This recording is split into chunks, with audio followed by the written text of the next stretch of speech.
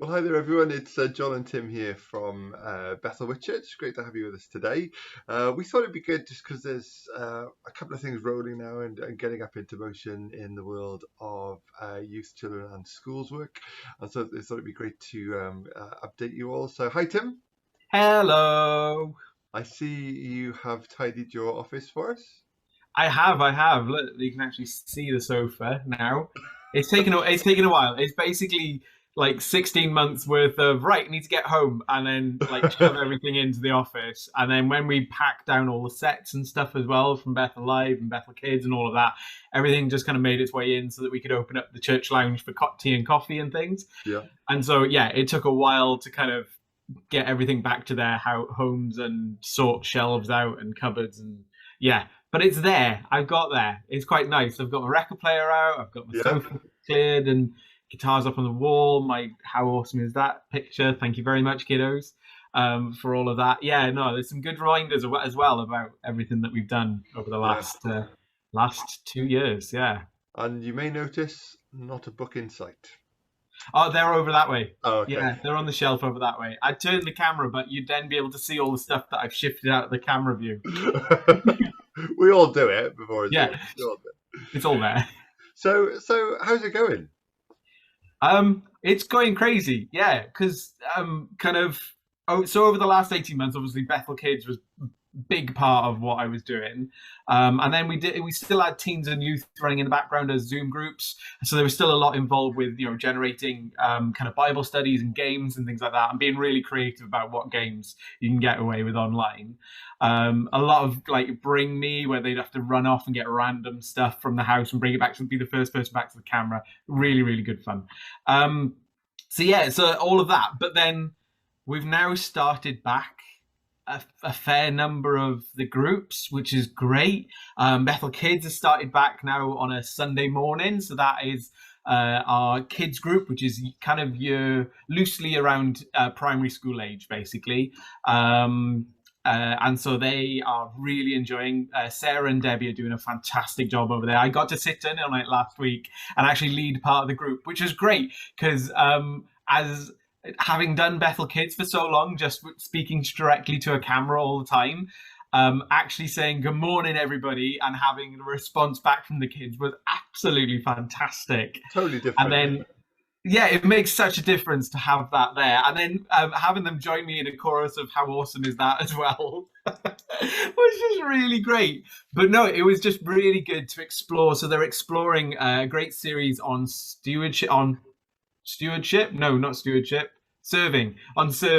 They're exploring a great series on serving, and so we entered into kind of that moment when Jesus calls the disciples and kind of understanding how the disciples came and they served Jesus in that in when Jesus went off to do all of his ministries and stuff. And so yeah, we looked at that moment where he called the two brothers from the boats and things, and we just established like kind of the 12 disciples names. A lot of people didn't know that Bartholomew was a disciple, and some of the other names as well. So if you ask people to name the 12 disciples, some of them will actually come up with different names because the disciples were known as different names to different people, like Thaddeus and Jude and things like that. So anyway, it was just great to explore that with the young people, and such a good group over there. Such a good group. Awesome. Yeah. Awesome. And so tell me the age groups for that one again. So that is primary school age. So that's year Okay. one to year six currently. Or yeah, year six currently. But I think the upper age brackets, year 5 and 6, I will be taking into the teens group as I do on a Tuesday night now as well. So yeah, that brings us to teens then. So teens, we are back running in real life on a Tuesday night. So that's 6:45 until 8. Yeah, 8:30. No, hang on, 6:45 to 8. Sorry, too many groups going on. 6:45 to 8, and that's over in the centre. And we meet inside the centre now. We've got all the windows open. All 11 plus children have to wear masks, but everybody's pretty comfortable with that anyway these days. And it's just such a great time. We play a game. We do a bit of Bible learning as well, and there'll be other activities and other stuff that we get up to over the time as we grow. And we had about 16 kids there this week, which was absolutely fantastic. The energy in the room is just great when you get that many kids, and they're all kind of like created friendship bubbles and things like that within that group, and it's grown. It's a the age group is a bit of a strange one, to be honest, going from like year 5 to year 9 in high school. So, but what we found is that group formed naturally over COVID, over lockdown. Predominantly because we had siblings. So some of the older kids were attending the teens group that we were running on Zoom, and then they had younger siblings who were attending as well. And actually, we found that that group that kind of bridges that gap between primary school and high school together, it works really well. You've got like different ideas coming across, different ways of looking at the kind of Bible stories that we're looking at, different answers when it comes to like questions about our faith and things like that. So it works really well. And we also thought, as a byproduct, it works as a nice bridge between that change that happens between primary school and high school. The group that we are becomes a constant, which is great. And you get that wonderful the older kids who've been through it already can mentor the younger kids who are going to be going through it. So if they have any questions when we come to that time of year next year, if the younger kids are feeling a bit nervous about that change, we've got youth that have been through that already and can explain, oh yeah, it's not that bad, it's not as bad as you think it is. Yeah, it is. The school is big and you do have to carry a big bag full of books around and things like that, but it gets better, it gets easier. So hopefully to take away some of that concern that they might have when they're transitioning between years. So yeah. I love it when something just there's a like you were saying about it happened really in lockdown, almost incidentally, that it grew organically, grew naturally, and it really fits with something that I think the Lord has been saying, throughout this season and through this new normal, or whatever we're on now. New. I think we're on the fourth new now. Fourth new to the power of 4. But which is actually about building slow. Laying the foundations, giving chance for relationships and routines to bed in, rather than a big launch, which is my personality. That'd be more naturally what I'd want to do. But I'm learning this joy of things growing, sort of organically. So it does seem to square with what the Lord's been doing and saying, definitely. Yeah, and we started out the teens group on a Tuesday. Obviously, we've been a lot of them have been meeting together on Zoom over the last year, so friendships had already formed in a certain way.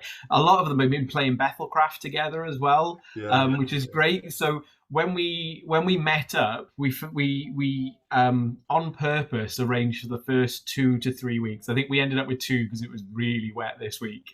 But the first 2 weeks to actually just be meeting and then going to the park and playing. And playing, like, getting to know you games where we learn people's names and things like that. But it was funny because a lot of the kids, we actually ended up introducing each other as their Bethelcraft usernames. Oh, wow. It was like, hey, this is McDonald, this is player 26457, this is Panda Face, and it was just great because they'd all been playing together, they'd all typed and chat to each other and things like that. They'd all built together. And then suddenly to actually see each other face to face, it was great to be able to say, and this is so and so, and this is so and so, and so we played some good games in the park. Just games to help people learn names and personalities and kind of just explore that together. And like I say, it's been awesome to see those friendships already forming and see what we as leaders can do to help nurture that between them as well. So that's Bethel Teens on a Tuesday. So that's Teens on a Tuesday night, And then there's Bethel Youth on a Friday. And then Youth on a Friday, So our older youth group, so that is years 10. So when you start GCSEs, all the way up to years 13 and until they go to university or go off and get a job or gap year or whatever they end up doing. So hopefully kind of like supporting them through those years where really your faith is getting challenged a little bit more. You're battered on a lot of different aspects of culture, being introduced to young people. Obviously a lot busier in school with GCSEs and A levels and everything else that goes on with that. yeah, and exposed to a lot more, kind of they get access to a lot more media and a lot more maybe social media for the first time and things like that. So Yeah. it's really, this group is key to supporting a group of young people through this period of their lives where they really need that help and that structure and those people that they can come and talk to. Yeah. Yeah. Yeah. So yeah, Definitely. Definitely. And so how's that's that? on a Friday. That's so that at the moment that's 6:30 to 8:30. The timings of that may change depending on leaders' availability and obviously all the young people as well. But we'll notify everybody if that's due to change anytime soon. But we're 6:30 to 8:30. Similar to the teens group, we've met outside. It's funny seeing the difference in age and their reactions when they go to the park. So the younger kids, when we took them, they were like just happy that they were all playing together. The older kids were, I'm going on the swing. I'm going on the Well, swing. I'm going on the swing. And they just wanted to go on the swing. It's great. very Uh, serious about their love for the swing. yeah, yeah. So we played different games and different ways of getting to know each other. So we had a good round of two truths and a lie last week, Love which that is game. great to get to know people. Yeah. One, to know their creativity of how they kind of bend the truth slightly, but also like you get to know random facts about people, and that kind of rounds people out as actual personalities rather than just like kind of, oh yeah, you do music and you do that and you do that. It's actually Yeah. Yeah. there's difference there. So did you know Juliet like apparently nearly like got blown off a cliff as a kite? Apparently, yeah, madness. Anyway, You can't just yeah, drop that in. You got to prepare for I that. know, I know. Well, No, there's just some random truths that are out there. It's really great. But yeah, so that's a Friday. That's 6:30 to 8:30, and we are going to be starting an awesome study this term. So we're doing. I've got the DVD actually here. So we're doing storylines with Mike Pilvacci and Andy Croft. They kind of lead a small video discussion, and then we've got some workbooks and some other things to work through, like little discussion points. But you can pick up on any part of what's covered in the video to basically widen up into a big discussion. So it's great. They cover things like a load of. It's called storylines because it discusses like big arcs that go through the Bible, things like Jesus, covenant, presence, kingdom, salvation, and worship. So these are like key subjects that we as Christians like need to have an understanding or at least a basis to kind of start building on. And so it's to encourage our young people to kind of look at these and start to build on what they understand. yeah, So love it. yeah, Love and it. kind of understand it as a group as well, because we've got some new people, we've Yeah. got some older Christians or older people who've been in church for a long period of time. Mm. But actually, everybody I think can get something out of this group. Yeah, that's awesome. And I think, I just want to encourage you really, Tim, that, you know, the work that you're doing is foundational. It is laying a foundation upon which, if they choose to build faith, it is a solid and a strong faith. So, yeah, again, just massive thank you for the investment.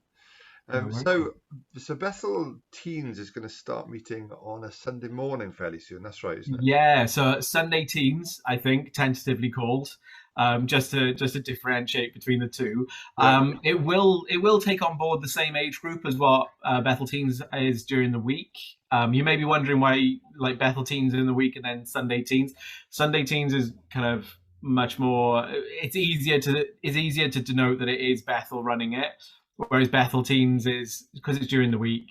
We wanted to make sure that people knew that it was us as a church. So there's a recognition there, not just for us as a church, but also that it's a safe place to be.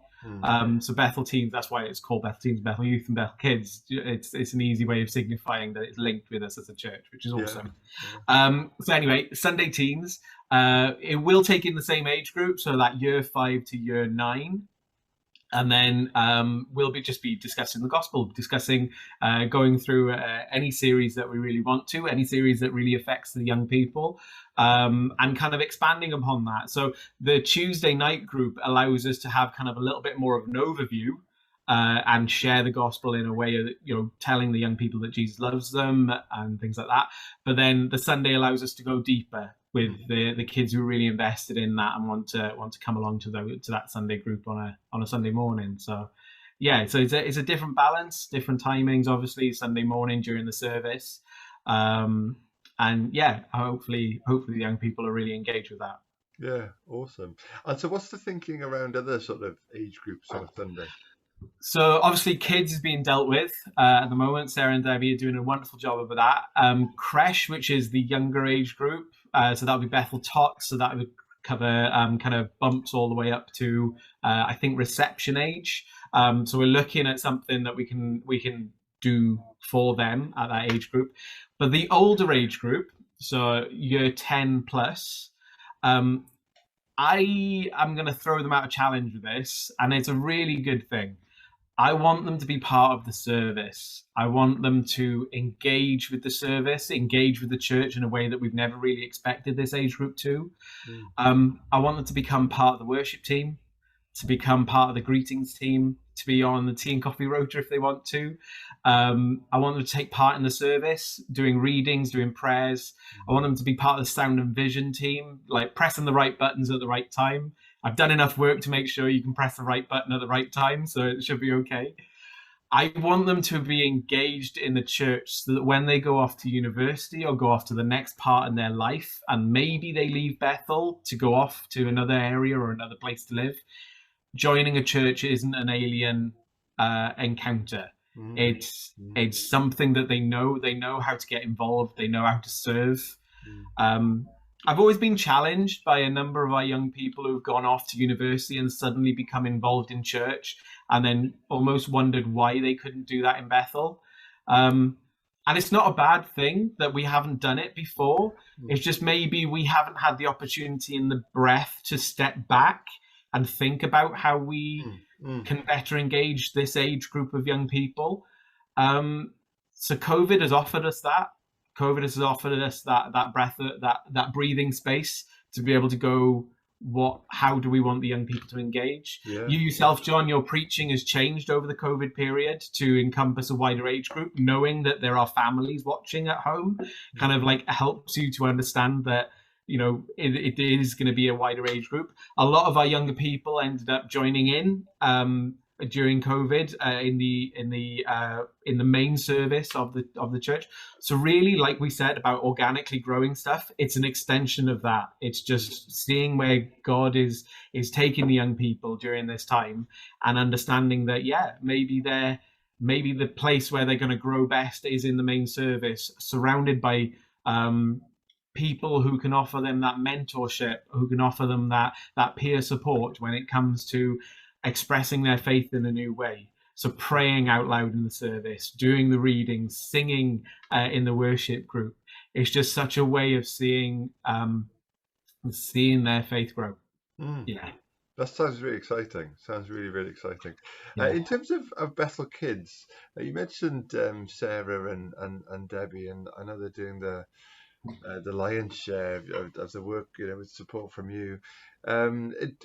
Is that a team that needs to grow? Do we need Um, that's there? this is the crux of the matter. So none of these groups can happen without helpers, without leaders, and without volunteers. I call them helpers, leaders, and volunteers because they are kind of almost separate roles.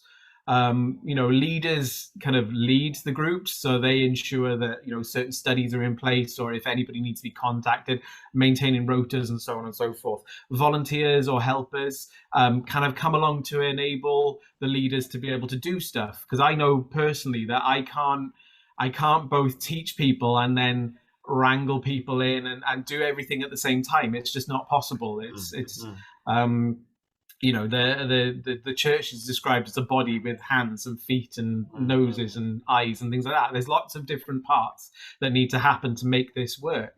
And so yeah, so I think it's safe to say that all groups, whilst they are starting back up now, and whilst it's easy to say, oh yeah, Sarah and Debbie are coping over there, we're not. We need more people involved. We need more people to be able to be on the rotas so that we don't have to, I hate saying the word rota, to be on the schedule. There we are. We'll go with the be on the schedule. So basically enable people.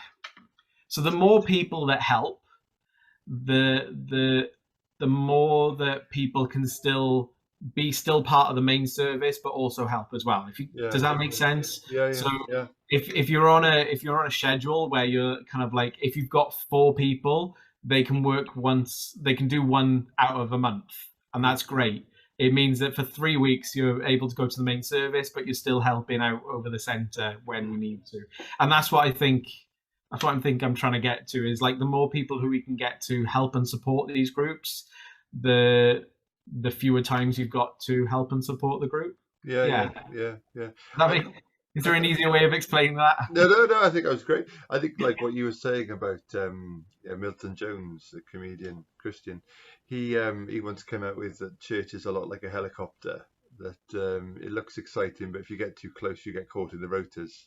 Yeah. And I think I know what he means there. And what I'm hoping is that having had like you say, a bit of breathing space, a bit of chance, is that we can all, as a church now, as things begin to build slowly and begin to emerge, have had chance to think and pray about where we want to serve, rather Mm. than just being on a rota, where we want to serve in the kingdom. And I think we're beginning to see that happen, which is really exciting. But that doesn't let all of us off the hook of just, God, how can I bless? How can I help? What have you given me? And how can I make sure that that's not just stopping with me, but it's flowing through me to others? Because it's not really about being on a rota, it's about serving the kingdom. You know, Yeah. we're, I don't think I'd ever expect anybody to do anything to do with children and youth out of obligation, yeah, out of, oh, I need to do this because I need to do it. That's not what I'd want. yeah, Pray about it, seek God's like kind of wisdom within that, yeah, and come with a serving heart of going, I want to make sure these young people mm, have a good foundation, have good knowledge, have good practice, have good memorable songs. I mean, how many of us can remember going through, if you went through Sunday school, how many of you have got like "My God is so big" stuck in your head? But how many times in your life does it help you? it's You true. know, Yeah, yeah, it's just incredible the ability that we have through these groups to teach and yeah, instruct and lay yeah, foundations for these young people is just fantastic. And that's what I want people to come forward with, is that passion to serve in that way, yeah, in the understanding of what they're there to do. Like, yeah, I'd never expect somebody to come just out of obligation. yeah, Come with the passion, definitely. yeah. I But remember years and years ago, there's a new book that came out. This is a while ago now, called the Volunteer Revolution, and it was all about sort of people serving in churches. I remember it was Betty Allen. She was saying, I get the book and I get the flow of it, but the word volunteer is wrong. Because in the kingdom, you don't volunteer. It's not like God needs our help, but He does invite us to serve. And she was like, I love the idea of us being involved, but not volunteering. That's the wrong word. And I've yeah, come to agree with her that yeah, what you're looking for is people who will serve the purposes of God. As He, yeah, because what He's about is raising a generation that will serve Him and hopefully go further than we did in our generation. We want yeah, our ceiling to be their floor. We want to hand over to them a real passionate, pulsating church. But that means serving them now, and definitely, let yeah. them be part of it now. Yeah, Yeah. So it's safe to say that all groups need this help. Our teens group on a Tuesday is growing exponentially. Every week that we've met over the last few weeks, we've had at least four new people like turn up. yeah, So that is a group specifically that we've got four main leaders in place, myself included. Um, However, very quickly we're going to outgrow just those four leaders. So it'd be great to have some other people, just volunteers, to turn up and help out with squash and biscuits and just be there as an extra body. You may be expected to take part in some of the games, but it's just a wonderful way of just being alongside young people and providing that kind of support. And then our youth group on a Friday would be great to get a few extra people who can be just part, and maybe just, like I said, maybe 1 week in 4 be able to be part of it. We're willing to do that on like that kind of schedule basis if needed. But yeah, so, and obviously kids on a Sunday morning would be really helpful as well, just to be able to release people back into the main service, as well as being able to do kids, so that at least then we've got a healthy thing of being fed and feeding others. Yeah.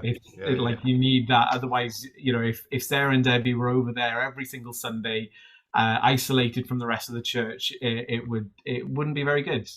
So yeah, being able to schedule things in, overusing the word schedule now, to have people who can serve in a way that releases people, so that there's that cyclical motion of being able to be fed and then feeding others, definitely. And then tots, we really need your prayer for tots and creche, to kind of understand how we can better work that, and how we can do that in a safe manner. I think a lot of things are probably going to involve having parents be part of that. So what a great way of being able to share the gospel with both the young people, to instill that at that age. It's like, faith is so simple. It's God loves you. Yeah. And then maybe, like, with the parents, being able to help and support them as well on how to bring up their children in a Christian household and in a Christian way. So yeah. Amazing. Absolutely amazing. Yeah, sounds good. Sounds really good. Well, Tim, just on behalf of us all, really, just a massive thank you for all that you're doing, and to your teams as well. It's an exciting season to be in.